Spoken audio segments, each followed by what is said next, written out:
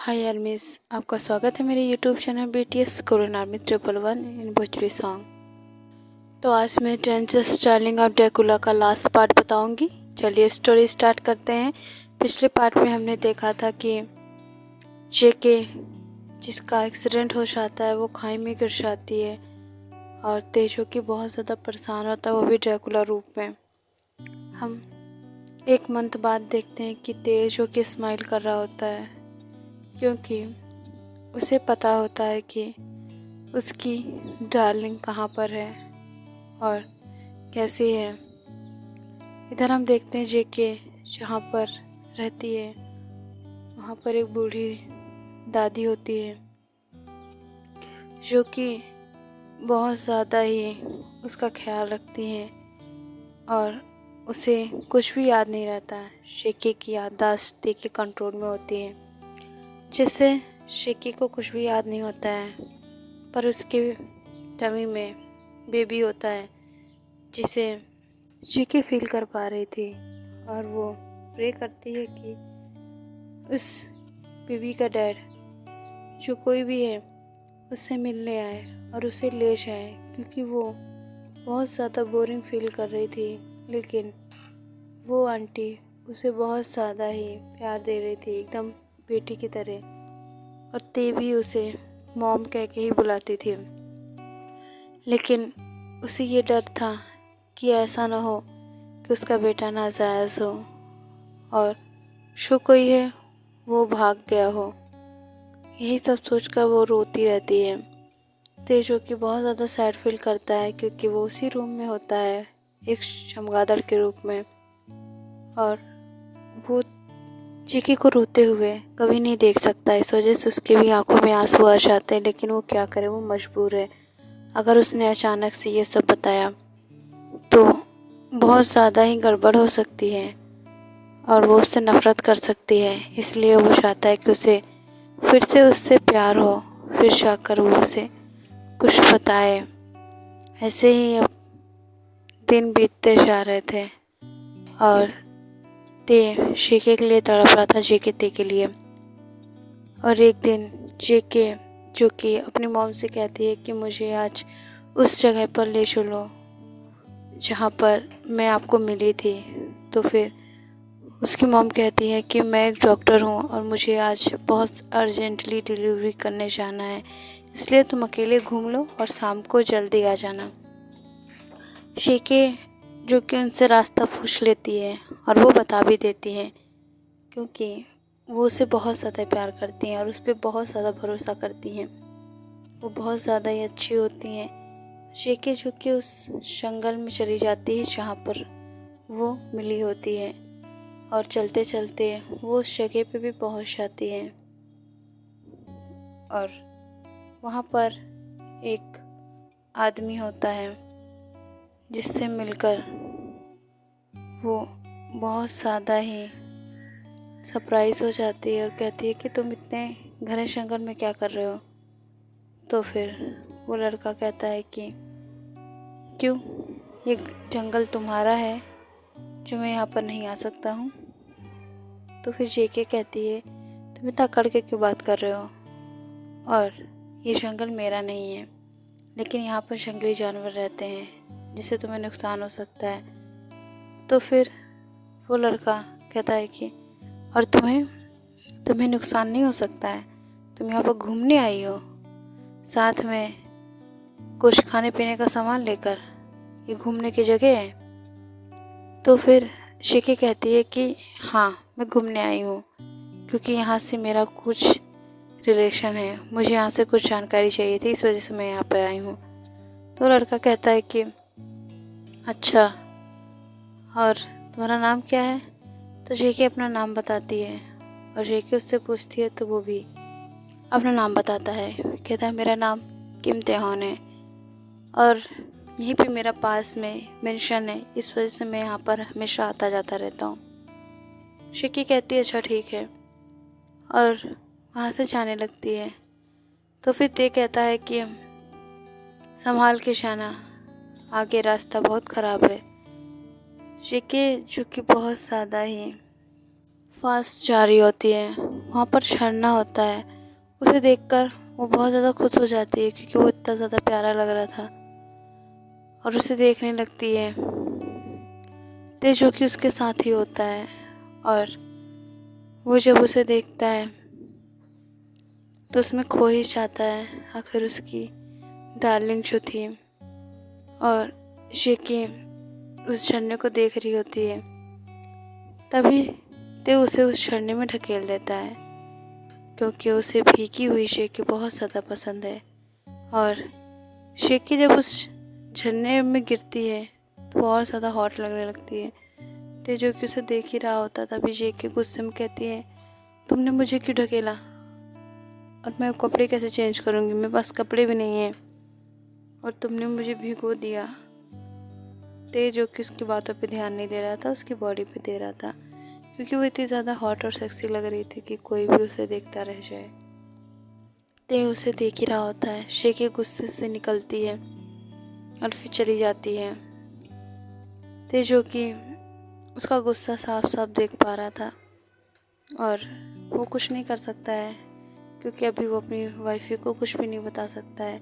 Shaky गुस्से में जा रही होती है और वो रास्ता ही भूल जाती है और गलत डायरेक्शन में चली जाती है।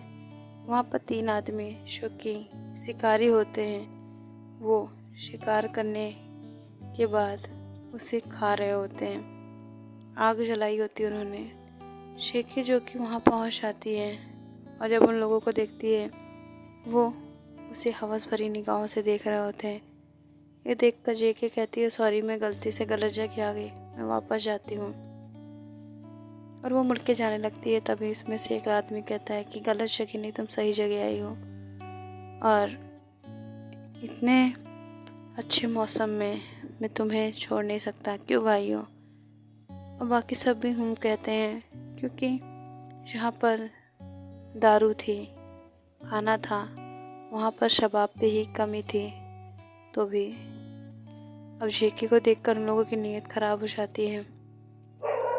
शेकी जो कि पीछे जा रही होती, लेकिन उसे नहीं पता होता पीछे जाल बिछा है। वो लोग उसका पीछा नहीं करते हैं। शेकी जो कि उसकी बात समझ नहीं पाती है, पीछे चली जाती है और जाल में फंस जाती है। अब शेकी ऊपर लटक गई होती है क्योंकि वो जाल होता है। अब वो लोग उसकी तरफ बढ़ने लगते हैं और हवस भरी निगाहों से उसे देख रहे होते हैं और उसे टच करने जाते हैं। तभी वहाँ पर ते आ जाता है। ते जो कि उन लोगों को बहुत बुरी तरीके से मारता है। शेकी जो कि बहुत सारा ठंड की वजह से काँप रही थी कि उसके कपड़े गीले होते हैं और रात भी हो चुकी थी, और वो तुरंत ही अब शेकी के पास जाता है और उसे देखता है, तुरंत ही उसे उतारता है। उसे ठंड लग रही होती है, पास में ही आग चल रही होती है, तो ते उसे कहता है, यहाँ पे बैठो, इन लोगों ने कुछ तो अच्छा काम किया है। अब यहाँ पर वो दोनों आग सेकने लगते हैं और जो कुछ भी खाने का सामान होता है ये लोग खा लेते हैं। ते शेकी को देखता है जो कि बहुत ज़्यादा ही काँप रही थी और वो बहुत ज़्यादा ही उसे ठंडी लग रही थी। ते उसे टच करता है तो उसकी बॉडी ठंडी हो गई थी। अब ते जो कि उसके पास आता है और वो सोच चुका था कि अब वो शेकी के क्लॉथ रिमूव कर उसे अपने जिस्म की गर्मी देगा, जिसे ते बिल्कुल भी घबराया नहीं था और उसने ऐसा ही किया। और वो उसकी क्लॉथ को रिमूव कर उसके पास लेट जाता है और ऊपर से कंबल ओढ़ लेता है। दोनों ही नेकेड होते हैं। ते के ऊपर शेकी होती है। ते बिल्कुल भी कंट्रोल नहीं कर पाता है और उसके अंदर एंटर हो जाता है और उसके साथ इंटीमेट होने लगता है बहुत ही प्यार से। शेकी जो कि बहुत ज़्यादा ही गहरी नींद में होती है। ते को भी पता होता है कि उसका बेबी उसके अंदर है, इस वजह से वो ज़्यादा फोर्स नहीं करता है और बहुत ही प्यार से इंटीमेट हो रहा था। नेक्स्ट मॉर्निंग शेकी की जब आँखें खुलती हैं तो अभी भी वो ते के ऊपर होती है बिल्कुल नेकेड, और उसे ते का हार्ट पार्ट फील हो रहा था। अब शेकी जो कि शॉक होती है वो उठ भी नहीं पा रही थी क्योंकि उसे पेन हो रहा था। और जब वो ते को देखती है तो समझ जाती है कि वो उसने कल क्या किया और उन दोनों के बीच में क्या हुआ। शेकी जो कि गुस्से में बैठी होती है और कहती है कि तुमने ये क्या किया, बेबी है मेरे पेट में और तुमने ये सब क्यों किया।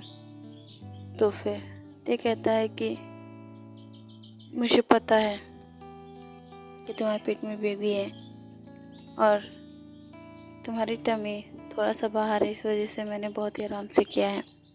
और तुम इतनी ज़्यादा हॉट लग रही थी और तुम इतनी ज़्यादा ठंडी लग रही थी, इस वजह से मैं कंट्रोल नहीं कर पाया। मैं तुम्हें सिर्फ अपने शरीर की गर्माहट दे रहा था, लेकिन मन बहक गया, इस वजह से वो सब हो गया। शेकी जो कि कुछ नहीं कहती है, लेकिन वो जब अपने आप को देखती है कि वो बिल्कुल नेकेड बैठकर उससे लड़ रही होती है, वो तुरंत ही अपने कपड़े पहनने के लिए ते से कहती है अपनी आंखें बंद करो। तो ते कहता है मैंने कल रात सब देख लिया है। जेके गुस्से में कहती है कि फिर भी आंखें बंद करो, और वो तुरंत ही आंखें बंद कर लेता है क्योंकि शेकी को वो अनकम्फर्टेबल फील नहीं कराना चाहता है। और जेके तुरंत कपड़े पहन लेती है और कहती है कि अब चलो मुझे घर लेकर। ते भी हूँ कह के उसे उसके घर पर छोड़ देता है। ऐसे ही दोनों की नोक झोंक चलती रहती है और अब ते शो के शेकी के बिना नहीं रह पा रहा था, इस वजह से वो उसके घर जाकर उससे मॉम से कहता है कि मैं जेके को नौकरी देना चाहता हूँ, वो भी अपनी पर्सनल सेक्रेटरी की, क्योंकि वो अभी छुट्टी पे है और वैसे भी हम दोनों दोस्त हैं। तो फिर जेके जो कि कहती है लेकिन मैं तुमसे कैसे नौकरी ले सकती हूँ। तो फिर ते कहता है कि तुम मुझसे नौकरी ले सकती हो क्योंकि तुम्हारे पास बेबी है, उसे संभालने के लिए तुम्हें पैसे चाहिए होंगे। जेके जो कि हम कह देती है क्योंकि उसकी मॉम ने उसे फोर्स कर दिया होता है। जेके को भी पैसों की ज़रूरत होती है, इस वजह से वो हामी भर देती है और उसकी कंपनी ज्वाइन कर लेती है। कंपनी में काम करते करते वो ते के और क्लोज आती जा रही थी क्योंकि ते उसे कभी किस कर लेता था तो कभी टच कर लेता था। जेके जो कि इन सब चीज़ों से बिल्कुल भी परेशान नहीं होती, उसकी बॉडी ऑटोमेटिक ही ते के करीब जाने से बहुत ज़्यादा ही रिएक्ट करने लगती है। इस वजह से वो बहुत ज़्यादा ही खुश थी, उसे भी ते से प्यार होने लगा था। एक दिन ऐसे ही ते को अब रियलाइज़ हो जाता है कि शेकी अब उसकी बात को समझ पाएगी, इस वजह से वो उसे सच बताने उसके घर पर जाता है और उसे सब समझाता है कि ये सब जैस्मीन का किया धरा है। जैस्मीन की बात सुनकर शेकी जो कि बिल्कुल ही डर जाती है और रोने लगती है क्योंकि वो बहुत ज़्यादा ही बुरी कंडीशन में अपनी मॉम के पास आई थी। उसके बेबी को बहुत ज़्यादा मुश्किलों से बचाया गया था। और ये बात जेके भी जानती है। जब जेके को पता चलता है वो कोई और नेक इम्तिहान है तो उसे भी रिलीव होता है, और जब सारी बात उसे समझ में आती है तब जाकर वो उसे एक्सेप्ट कर लेती है और उसके साथ उसके मेंशन में चली जाती है। और ऐसे ही दोनों हैप्पी होकर रहने लगते हैं। इनका जब बेबी होता है वो भी ड्रैकुला से भी ज़्यादा शक्तिशाली होता है और वो बेबी बॉय होता है जो कि बहुत ज़्यादा ही हॉट और सेक्सी होता है। वो बचपन से ही अपने आगे पीछे लड़कियों को चाहता है और ऐसा नहीं है कि वो किसी भी लड़की के साथ कुछ भी कर दे, वो सिर्फ लड़कियों की अटेंशन चाहता है कि लड़कियां उससे बात करें, उसके पीछे मरती रहें, और वो किसी को भी भाव नहीं देता था क्योंकि वो किंग तेहॉन का बेटा था। किंग तेहॉन ने भी आज से पहले कभी भी किसी लड़की को नहीं देखा था। जेके जब उसकी लाइफ में आई थी उससे पहले वो किसी के भी करीब नहीं गया था। तो ऐसे ही उसका बेटा है यहाँ पर यूमिन, जो कि जब जेके भागी थी उस दिन इन दोनों ने अपना लव मेकिंग कर लिया था। क्योंकि युंगी जिमिन से बहुत ज़्यादा प्यार करता था और उसने उस दिन जिमिन को प्रपोज कर दिया था और जिमिन ने भी हामी भर दी थी। इस वजह से ये दोनों उस पार्टी से हटकर ऐसे ही गार्डन में इंटीमेट हो रहे थे और युंगी ने एक वॉल तैयार कर दी थी जिससे उन लोगों को कोई ना देख सके। ये सब इन दोनों के बीच में हो रहा था, तभी शेके वहाँ से भाग गई थी क्योंकि जिमिन के ऊपर शेके की जिम्मेदारी थी।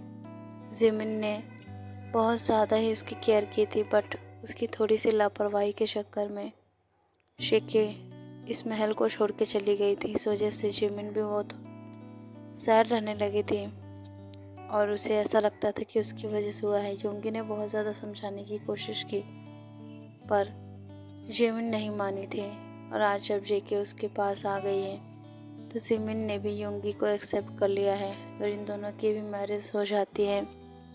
अब ये दोनों भी अपने रूम में इंटीमेट हो रहे थे।